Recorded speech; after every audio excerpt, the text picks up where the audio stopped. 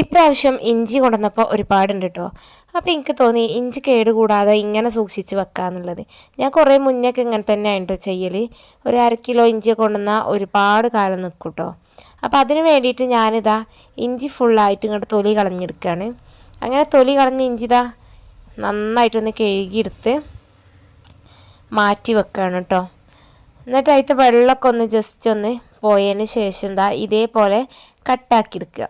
ഇങ്ങനെ ചെറുതായിട്ട് കട്ട് ചെയ്തെടുക്കണം. ഈ ചെറുതായിട്ട് കട്ട് ചെയ്തെടുത്ത ഇഞ്ചിനെതാ മിക്സിൻ്റെ ജാറിലിട്ട് കൊടുക്കുക. എന്നിട്ട് നന്നായിട്ട് അരച്ച് പേസ്റ്റ് ആക്കി എടുക്കണം കേട്ടോ. അപ്പം ഇനി അരഞ്ഞിട്ടില്ല എന്നുണ്ടെങ്കിൽ 2 സ്പൂണ് വെള്ളമൊക്കെ ഒന്ന് ഒഴിച്ച് കൊടുക്കുക.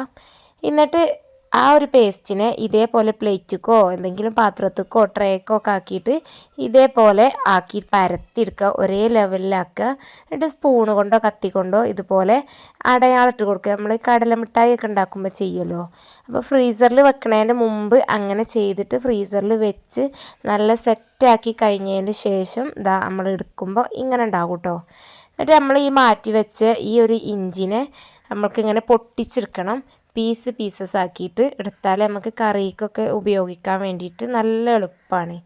അപ്പോൾ ഞാനിതാ ഒരു രാവിലെ ഉച്ചക്കാണ് ഞാൻ വെച്ചത്. പിറ്റേ ദിവസം തോന്നുന്നുണ്ട് ഞാൻ എടുത്തത്, എനിക്ക് ഓർമ്മയായപ്പോൾ എടുത്ത് ചെയ്തതാണ്.